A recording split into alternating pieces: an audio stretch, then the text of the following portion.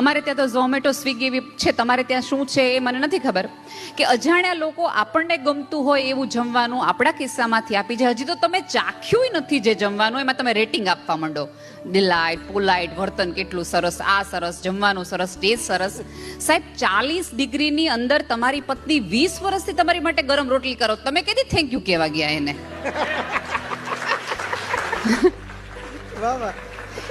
બહુ મોટી ગેરસમજણ થઈ ગઈ છે કે આપણા પોતાના હોય ને થેન્ક યુ સોરી થોડું કહેવાનું હોય. નહીં, એને જ જરૂર છે થેન્ક યુ અને સોરીની, અજાણ્યાને નહીં.